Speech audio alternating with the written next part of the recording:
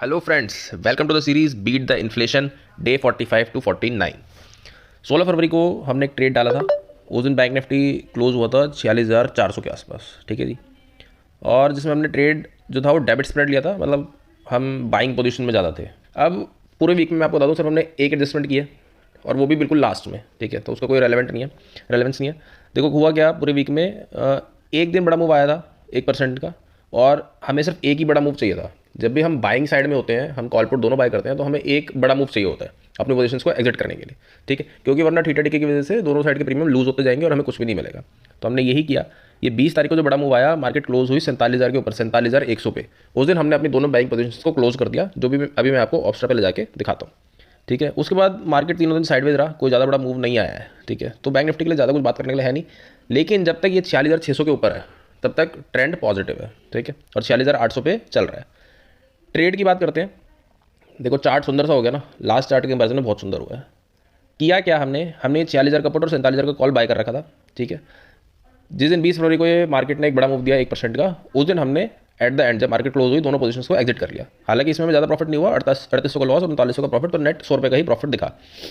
ठीक है, लेकिन उस दिन 20 फरवरी को, ये मैं आपको दिखाता हूँ, हमारी इसके अलावा जो दो पोजीशंस ओपन थी वो सेलिंग पोजीशंस थी। 44,400 का पी और 48,000 का सी, ये दोनों हमने सेल कर रखा था।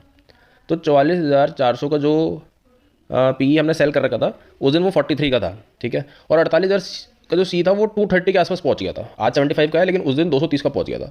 तो 230 और ये 43 बहुत ज़्यादा मिसमैच था, तो हमने एक 230 का पीई सेल कर दिया 46,200 का। ठीक है जी, बस ये एक सिंगल एडजस्टमेंट किया और कोई भी एडजस्टमेंट हमने नहीं की। अब ये देखो पे ऑफ चार्ट आपको दिख रहा है। और सबसे अच्छी चीज़ देखो कि मार्जिन रिक्वायरमेंट क्या है, सिर्फ 35,000। ऐसा क्यों?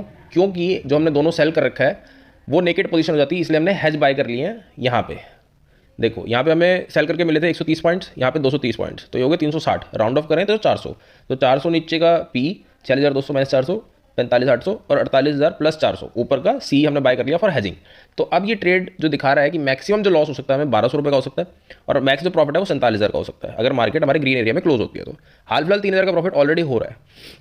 हमारे पास यहाँ पे दोनों ऑप्शंस हैं, हम चाहें तो एग्जिट भी कर सकते हैं और चाहे तो इसको ट्रेड को एक्सपायरी तक होल्ड भी कर सकते हैं, अगर कोई बड़ा मूव नहीं आता तो। सेलिंग में हमें यही चाहिए कि मार्केट स्टेबल रहे, कोई ज़्यादा बड़ा मूव ना आए। हम कल का वेट करेंगे मंडे का। अगर मंडे को कोई बड़ा मूव नहीं आता तो मेरे हिसाब से प्रॉफिट जो है 3.5 क्रॉस कर जाना चाहिए, तो हम इसको एग्जिट करके नेक्स्ट मंथ का ट्रेड बनाएंगे। तो this is all for the trade. मिलते हैं कल, देखते हैं मार्केट में क्या होता है। ट्रेंड इंटैक्ट है, अपवर्ड ट्रेंड है। This is all, thank you for watching, bye bye.